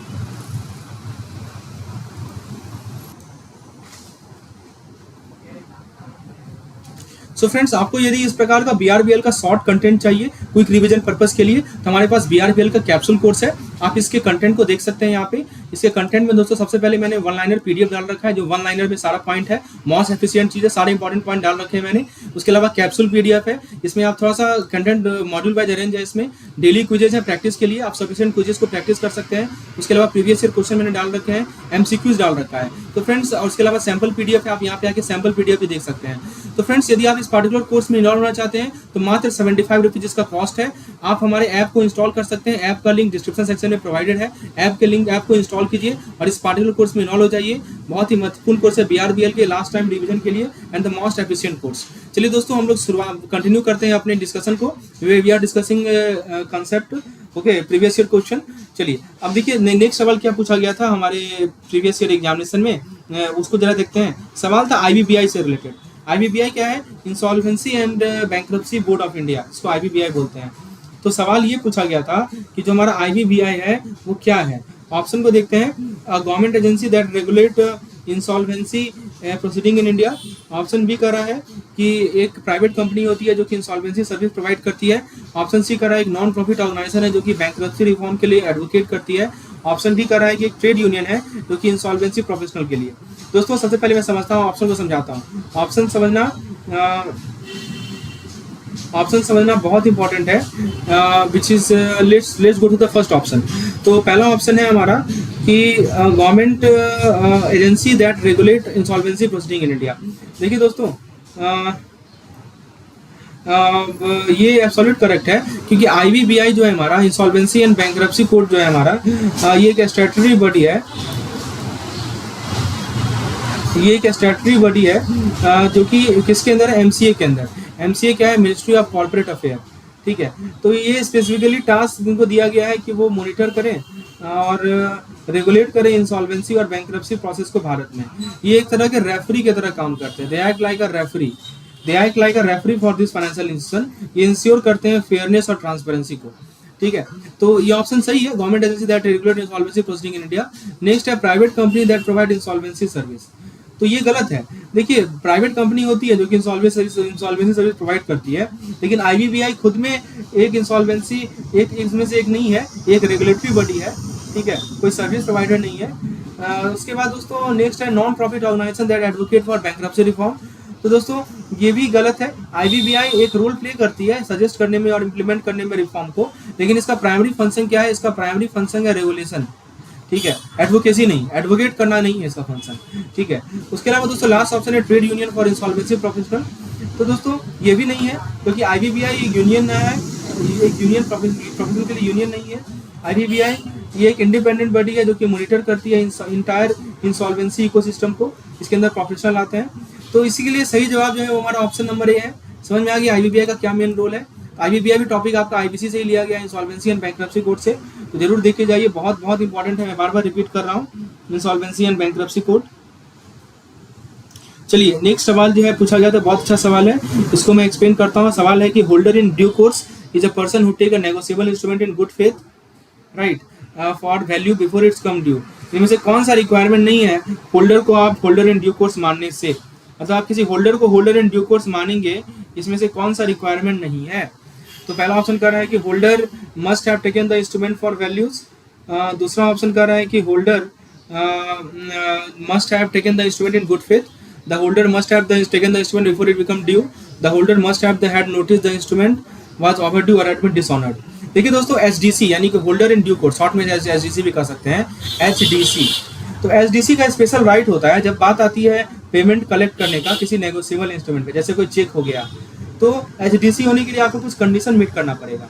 पहला है कि इंस्ट्रूमेंट फॉर वैल्यू। इसका क्या मतलब होता है कि आपने मान लीजिए कि इंस्ट्रूमेंट के लिए किसी चीज़ को ट्रेड किया, जैसे कैश को या गुड्स को, तो आप एचडीसी नहीं हो सकते यदि आपको फ्री में मिल जाएगा। समझ रहे हैं? तो नॉट कर रहा है ना, नॉट कर रहा है, तो मतलब आपने ऑब्वियसली बात है कि इंस्ट्रूमेंट को लिया है किसी वैल्यू पे, आप फ्री में तो नहीं ले सकते, ये तो सही स्टेटमेंट है। फिर दोस्तों गुड फेथ, यहाँ देखिए कीवर्ड है गुड फेथ। गुड फेथ का मतलब क्या हुआ कि आप सस्पिशियस नहीं हो सकते किसी का कोई गलत है इंस्ट्रूमेंट के साथ। इसको ऐसे समझिए कि आप एक यूज्ड कार को खरीद रहे हैं, तो आप क्लेम नहीं कर सकते कि आप एक एचडीसी हैं यदि आप इस बात को जान रहे हैं कि इंजन एक्सप्लोड करने वाला है। मतलब आप एज्यूम कर रहे हैं कि वो जो कार है ना वो सही तरीके से चल रहा है, वो जो चेक है ना वो गुड फेथ में लिया गया है। तो होल्डर ने इंस्ट्रूमेंट को लिया है गुड फेथ में, ये भी बहुत जरूरी सही चीज़ है। नेक्स्ट है कि ऑप्शन सी कर रहा है कि बिफोर ड्यू, यहाँ देखिए लिखा हुआ है बिफोर ड्यू, यहाँ पे कीवर्ड है। इसका मतलब ये हुआ कि इंस्ट्रूमेंट जो है अपने पेमेंट डेडलाइन को पास नहीं कर सकता। इमेजिन कीजिए कि एक चेक है जो कि अगले महीने के लिए डेट है, आज दिसंबर चल रहा है, जनवरी का डेटेड है, ठीक है। तो आप जो है एचडीसी नहीं हो सकते, आप होल्डर इन ड्यू कोर्स नहीं हो सकते यदि आप आज ही उसे कैश करवा लें, ठीक है। तो दोस्तों ये कहने का मतलब कि must have taken the instrument before it become due, ये भी सही है।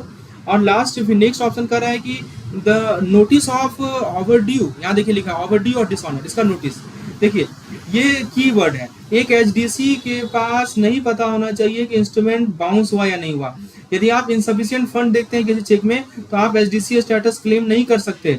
अदरवाइज ये एक समझिए कि आपने चुराया हुआ कार खरीद लिया है, ठीक है, आपको पता था कि कुछ तो गड़बड़ है, आपको क्या है नहीं पैसा, आप चेक को इनकैशमेंट कराने चले गए, तो ये कर रहा है कि इंस्ट्रूमेंट वाज ओवरड्यू और हैड बीन डिसऑनर्ड, ठीक है। तो ये गलत है, इसके बेसिस पे आप एचडीसी नहीं करा सकते, आप होल्डर इन ड्यू कोर्स नहीं करा सकते। तो ऑप्शन डी इज इनकरेक्ट। तो करेक्ट आंसर इज इसका देखिए पूछ रहा है नॉट अ रिक्वायरमेंट, इसलिए हमारा ऑप्शन डी ही सही जवाब है, समझे। चलिए तो दोस्तों बाकी का जो क्वेश्चन है वो हमारे कैप्सूल कोर्स में अवेलेबल है और इसका एक्सप्लेनेशन भी अवेलेबल है, जिस तरह से